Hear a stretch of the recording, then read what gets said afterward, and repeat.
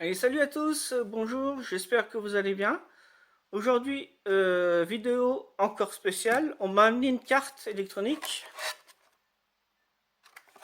Donc c'est pour une télé Samsung. C'est l'alimentation, c'est une BN 44-00260C. La personne m'a dit que, en fait, comme le fusible a sauté, il a remplacé le fusible par de l'aluminium, histoire de remettre sous tension. Et en fin de compte, eh ben, ça a fumé, ça a claqué. Et du coup, on a des composants qui sont claqués, qui n'étaient pas claqués à la base. Et là, on va voir les dégâts qu'il peut y avoir, puisque la thermistance, déjà, comme vous voyez, elle est pétée, elle a éclaté. Et on a le pont de diode aussi qui est cramé par en dessous, ça se voit directement. Donc on va voir ça tout de suite. Donc voici la carte. Nous, ce qui va nous intéresser, c'est le côté primaire. Tout ce qui est là, tout ce que j'entoure avec mes mains. Donc ça s'arrête ici. Donc maintenant, je vais retourner la carte, comme ça on va mieux voir. L'alimentation, le 220. On arrive sur un fusible et une thermistance. Donc là, je la remets droite. Vous voyez qu'elle est éclatée carrément. Ensuite, ici, vous voyez, c'est entouré par de la gaine thermique. C'est un varistor. En fin de compte, ça permet de protéger l'alimentation en cas de surtension sur le réseau 220. Donc ensuite, filtrage avec la double bobine et les condensateurs ici de filtrage que vous voyez. Donc ça, c'est le filtrage. Ensuite, on va attaquer un redressement et on va remonter la tension. Donc on va arriver à peu près à 400 volts aux bornes du condensateur que vous avez ici. Entre 400 et 410 volts. Et ensuite, on va attaquer le découpage avec les transformateurs, les différents transformateurs, pour fabriquer des alimentations secondaires et alimenter ici l'inverteur. Donc ça, c'est l'ancienne technologie. C'était des tubes CCFL, qu'on appelait ça comme ça. Sous la dalle de la télé, on avait des tubes qui traversaient toute la dalle pour faire le rétroéclairage. Donc on devait fabriquer de la haute tension en fait. Et souvent les petits condensateurs là, on pouvait les retrouver claqués, ainsi que les MOSFET qui les commandent.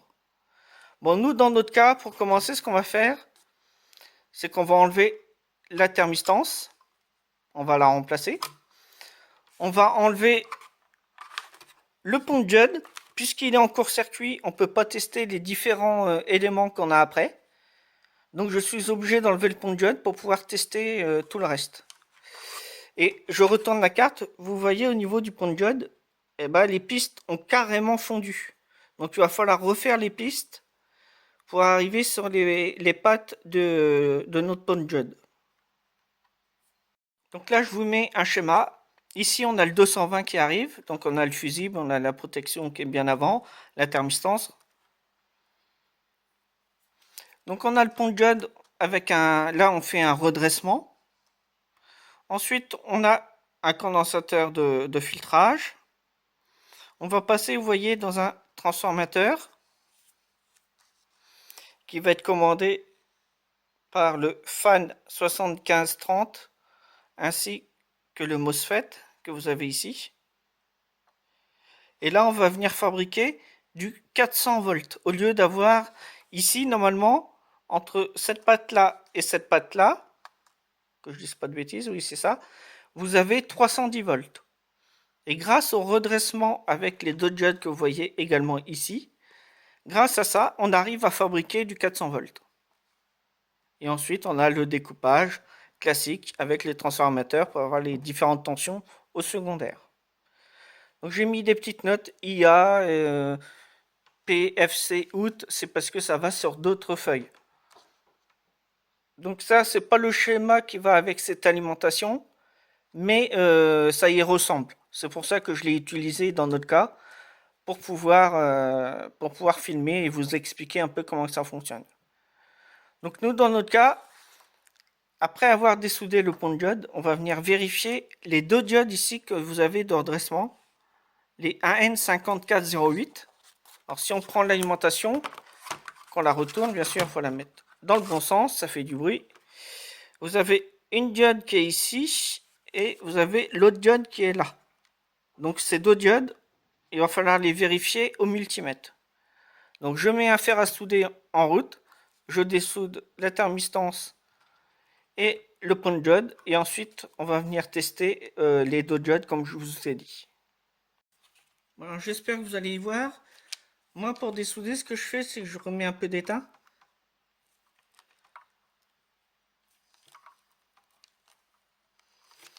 Ensuite, beaucoup utilisent de la tresse à dessouder de couleur cuivre. Moi j'utilise de la préétamée comme ça. C'est meilleur, c'est mieux, c'est plus facile pour pouvoir dessouder.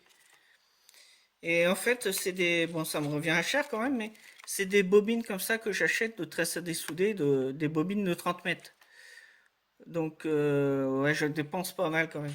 Et j'utilise aussi régulièrement la fameuse pompe à dessouder. Vous voyez, pour l'activer, vous appuyez là. Lorsque vous chauffez, on va le faire ensemble. Lorsque vous chauffez et que la soudure est bien fondue avec le fer à souder, j'appuie ici pour aspirer.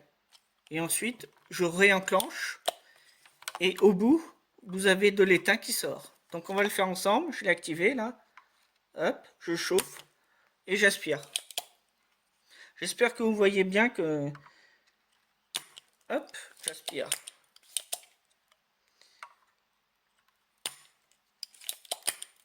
C'est une bonne méthode. Ça dépend sur quelle carte. Il y a des cartes où on peut arracher des pistes, ou que c'est très fragile. Donc ça fait un peu de bruit, mais bon, c'est pas grave, hein. Donc maintenant que j'ai dessoudé, je vais venir enlever la vis ici avec un tournevis pour enlever le dissipateur. Là, je vais m'embêter parce que la vis, elle est ici. Je vais essayer avec une pince de dévisser et tenir la vis si j'y arrive. Sinon, il faudra soit enlever cette self là pour passer avec un tournevis. Donc je crois que c'est le plus simple. On a 4 soudures à enlever, on va enlever ça tout de suite et puis ça va être plus facile. Je fais fondre, j'aspire et voilà, c'est fait. Alors par contre, moi ce que je fais, c'est que je remets tout dans un petit bocal ou dans un petit couvercle pour remettre l'étain dedans. Ça évite de tout foutre par terre et bah, ça pollue en fait hein, quand on fait ça. C'est de l'étain, donc souvent en plus c'est de l'étain à base de plomb. Je sais pas si vous voyez grand chose, hein, je vais mettre un peu plus comme ça peut-être. Je vais en mettre de l'étain parce que là j'ai du mal à... Hop. Et vous voyez, ils mettent des sortes de petits rivets dedans. Donc je peux vous faire voir ça comme là par exemple. Vous voyez, c'est des sortes de petits rivets. Et il faut enlever ça avec la tresse à dessouder, on est obligé. Donc je fais comme un fond de ça pour enlever le plus gros avec la pompe à dessouder. Et je vais remettre. Alors, après, n'ayez crainte pour remettre la self, qu'on va enlever tout de suite. On peut pas l'inverser. Donc on peut pas se tromper en la remettant. Et si jamais vous avez peur, vous prenez un multimètre que vous mettez en mode, moi le mode diode, c'est celui-là, c'est le mode bip bip. Mais sinon vous avez le symbole de la diode et vous mettez dessus. Donc là, c'est le symbole de la diode que vous allez avoir sur le multimètre. Donc je me mets en mode multimètre et une bobine, ça sonne. Donc par exemple, j'essaye ici et ici, ça sonne, c'est que c'est bon. Si j'essaye ici, ça ne sonne pas, vous voyez, entre les deux points. Donc il faut que ça sonne de là en bas jusqu'en haut pour la gauche et pareil pour la droite. Ça sonne d'ici à ici. C'est une double self en fait. Donc une fois qu'on a fait ça, on va pas se tromper en la remettant. On peut refaire en testant directement sur la bobine et voir où sont les continuités et remettre la bobine exactement pareil. J'ai dit qu'on peut pas se tromper, mais elle m'a l'air carrée quand même. Donc peut-être qu'on peut l'inverser sans le vouloir. Mais avec cette méthode que je vous ai donnée du multimètre, ça va aller tout seul. Donc vous voyez, je chauffe et j'enlève avec la tresse à dessouder. Donc là, souvent ça colle au rivet les pattes. Donc je vais utiliser le fer à souder pour bouger un peu la patte et pour pas qu'elle colle au rivet, que la mettre bien au milieu. Hop. Et sinon après, si jamais le composant ne vient pas, on peut s'aider un peu en tirant dessus et en chauffant. Sans forcer comme un bœuf. Comme là, je vais légèrement comme ça, vous voyez, et ça sort plus facilement. Hop, je chauffe, hop, et voilà, ma bobine elle est partie. Et je ne vais pas me tromper pour la remettre. Comme ça me permet de passer un tournevis là comme ça et de venir dévisser le pont de diode. Donc je fais ça et je reviens avec vous tout de suite, juste après. Alors le pont de diode, sur la carte c'est D801S, que c'est écrit ici. Et en fait c'est un GBU 406. Donc celui-là déjà on sait, il faut le changer avec le fusible et la thermistance. Pour savoir toujours où j'en suis, je note sur une feuille qu'est-ce que je dois changer. Alors j'écris quand même que c'est un GBU 406. Bon, comme la thermistance est éclatée, je vous donnerai après la valeur de la thermistance qu'il faut mettre pour la remplacer. Alors maintenant, je vais prendre ma carte comme ceci, que vous puissiez voir. Là, vous voyez bien. Je vais prendre mon multimètre comme tout à l'heure en mode diode. Je le remets en mode diode. Et je vais venir tester déjà cette diode-là. Donc déjà, elle sonne. Donc je sais qu'elle est claquée déjà. Donc celle-là, il va falloir la remplacer. C'est la DF 801. Je vais tester maintenant l'autre qui est ici. Donc on a la cathode ici à gauche et on a à droite l'anode. Donc je teste et elle est également claquée. Donc j'ai deux diodes qu'il faut que je dessoude tout de suite pour pouvoir tester le reste. Donc je les dessoude et on les remplacera. Donc c'est la DF 802 et ce sont des diodes AN5408. C'est classique, hein, c'est du 3 ampères en 800 volts. Enfin, qu'elles peuvent tenir. Il n'y a pas 3 ampères qui passent dedans. Elle claque à 3 ampères. Donc je vais les dessouder tout de suite et puis je reviens avec vous juste après. Alors, logiquement, les diodes, quand vous les testez, c'est toujours mieux en général de dessouder un côté de la diode, de la soulever et de la tester après, plutôt que de la tester comme on a fait tout de suite sur la carte. Bon, je sais qu'elle est claquée. Je savais qu'elle était claquée d'avance parce que c'est quand cette alimentation-là est pète, c'est parce que je la connais. Cette diode-là et l'autre est tout le temps HS à chaque fois. Donc c'est du AN5408. Maintenant, ce que l'on va faire, c'est que sur la carte, vous avez ici deux MOSFET pour l'alimentation et vous avez ici un MOSFET. Alors c'est le le QF801S qui est ici. Lui, il sert à fabriquer le 410 volts. Donc on va venir vérifier s'il n'est pas en court-circuit, toujours en mode diode. Donc après, si vous ne savez pas pour les pattes numéro 1, patte numéro 2, patte numéro 3, pas de panique. Déjà tester pour voir si ça sonne. Alors déjà celui-là par exemple. Celui-là, vous voyez que ça sonne. Et je lis sur le multimètre 3. Donc je suis à 3 ohms. Donc là, il est claqué de chaque côté. Lui, déjà celui-là, on va pouvoir le dessouder. Il est HS. Celui-là, il est également HS. Donc ça, c'est l'alimentation à découpage, par contre, qui est HS. Ce qui est normal avec le fusible qu'on a mis comme ça, c'est totalement nul. Mais bon. Ensuite, je vais tester ici le MOSFET qui fabrique le 410 volts. 400 volts, on va dire. Ce MOSFET là, il est géré par le circuit qui est ici. Donc, je reprends mon multimètre. Ça, c'est les deux MOSFET que j'ai dessoudés. Donc, je teste les pattes. Patte 1 et 3, déjà, ça bip. Donc, déjà, on sait que c'est HS. Et pour le deuxième MOSFET, c'est pareil, ça sonne. Donc, c'est HS. Ce sont des 2SK3562. Bon, il y a des équivalents si vous avez besoin.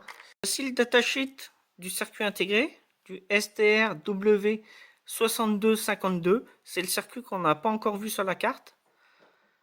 Donc on voit que pin 1, c'est le drain. Donc le drain, je vais vous refaire un petit MOSFET. Hop, hop. Hop, hop. Donc l'alimentation, elle est conçue comme ça. Hop, là, on a le transformateur. Là, on a le plus 400 volts. Qu'on arrive sur le drain.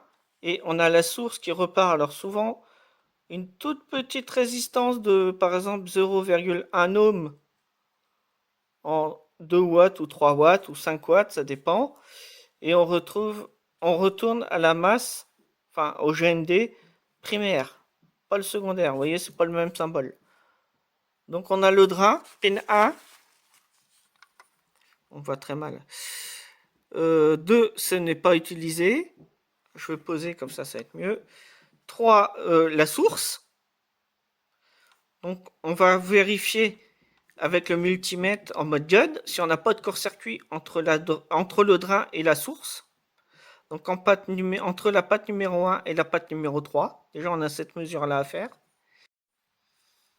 Alors là vous voyez sur la diode, lorsque je la teste en mode diode soudée, je trouve comme un court-circuit. Lorsque je dessoude un côté de la diode et je la soulève et je la mesure à nouveau, je trouve qu'elle est bonne en fait.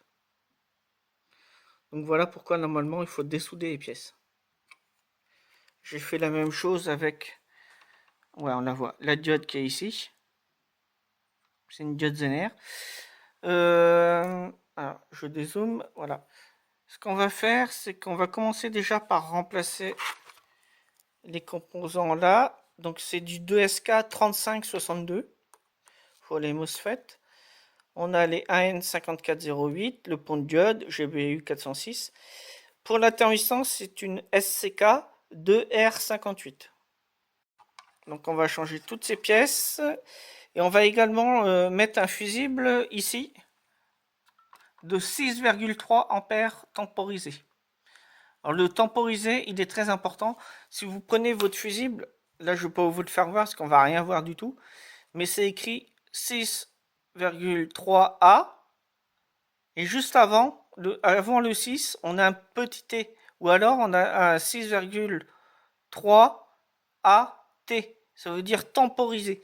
Et il faut remettre vraiment un temporisé parce qu'un temporisé, lorsque vous allez mettre sous tension la carte, vous allez consommer un pic de courant. Là c'est flou, alors je repose. Vous allez consommer un pic de courant et vous allez dépasser les 6,3 ampères. Un très faible instant.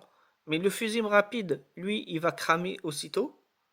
Le fusible temporisé, il peut monter, le 6,3 ampères, il peut monter à 10 ampères en quelques microsecondes. Et après, bien sûr, le courant redescend après. Donc c'est pour ça qu'on met un temporisé. Et pendant qu'on y est, vu que ça a claqué, ça a bien claqué, on va en profiter pour changer le condensateur ici qui sert de démarrage. Et les deux condensateurs ici également qui servent au démarrage. Donc il y en a un ici de 10 microfarads 50 volts, le CF810. Et on a deux ici de 22 microfarads 50 volts. Ben voilà, avec l'éclairage c'est mieux. Donc on a le CM804 et le CM806. Ce sont des 22 microfarads 50 volts. Donc cela il faut les changer également. Parce qu'on pourrait éventuellement les laisser, Mais vu que la télé a déjà quand même de l'âge, ils ont forcément perdu un peu en capacité. Parce que le produit qui est à l'intérieur, avec le temps, il a tendance à sécher. Et le genre de panne que vous pouvez avoir, c'est vous pouvez entendre l'alimentation qui ne démarre pas, mais entendre que ça bat. On entend des petits battements. C'est parce que l'alimentation tente de démarrer, mais elle n'y arrive pas parce que les condensateurs ont perdu de leur valeur. Donc voilà pourquoi je les change d'office. Il n'y en a que 3. 1, 2 et 3. Et le troisième ici. Sinon, sur cette alimentation-là, j'ai fait le tour. Il n'y a rien d'autre de cramé. Donc c'est pas mal. Ça va pas coûter très cher en réparation. Bon, alors là, vous voyez, j'ai soudé 2 fils. C'est parce que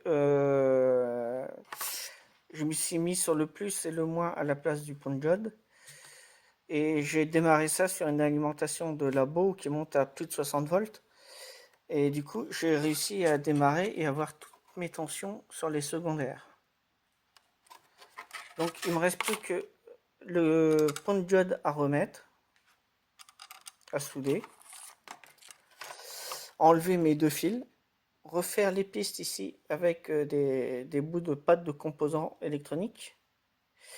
Et après, ma carte sera réparée. Mais pour l'instant, déjà, elle fonctionne de nouveau.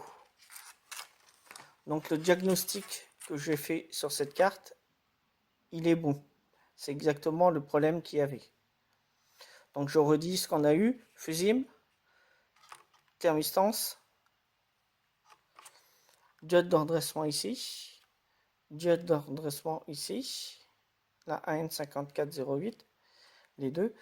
Les deux MOSFET ici, c'est du 2SK3562. Donc au final, malgré l'énorme bêtise de l'autre personne qui a mis de l'aluminium à la place du fusible, donc ça c'est pas à faire du tout, il faut jamais faire ça. Toujours remettre un fusible, jamais mettre d'aluminium. Donc malgré la bêtise, ça va, on s'en sort pas trop grave. Je m'attendais à pire. Je m'attendais au moins à descendre celui-là, plus un circuit intégré ou d'autres composants, mais non, tout est bon. Donc voilà, je peux dire que ma carte est finie, elle est réparée. Ça, de ressouder un pont de diode et de remettre la double self, ça ne va rien vous apporter que je vous fasse voir ça. Déjà, je l'ai mis sous tension avec une alim labo en tension plus VCC. Et l'alimentation démarre. J'ai regardé, j'ai bien mon 5,3 volts en sortie, j'ai bien l'alimentation sur les inverteurs qui fonctionnent. C'est donc que la carte est OK.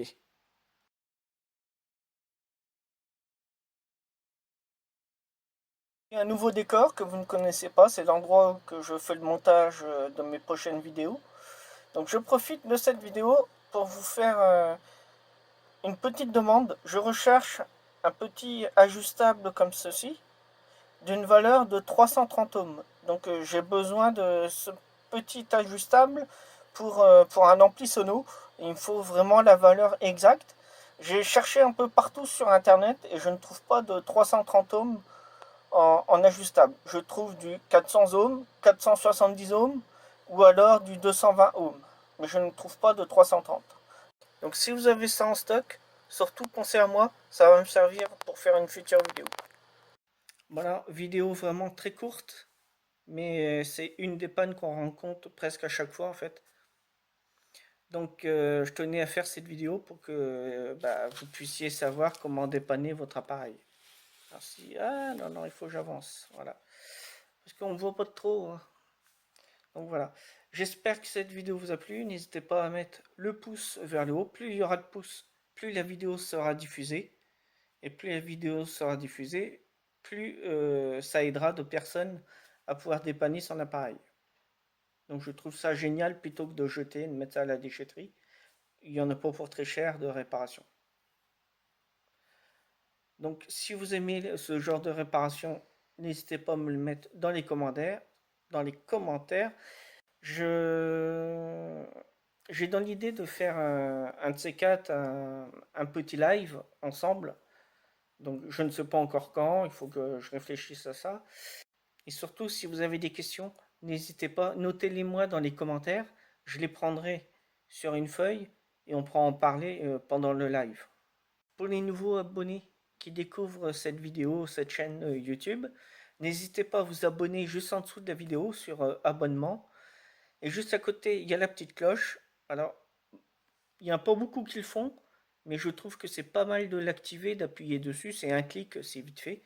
Ça permet de rien louper, d'avoir toutes les vidéos qui sortent. On est averti qu'une nouvelle vidéo est sortie. Donc ça peut être pas mal pour éviter de louper des informations que je pourrais donner dans des vidéos. Voilà, je vous dis maintenant à la prochaine pour une future vidéo. Soyez sages. Allez, salut, salut!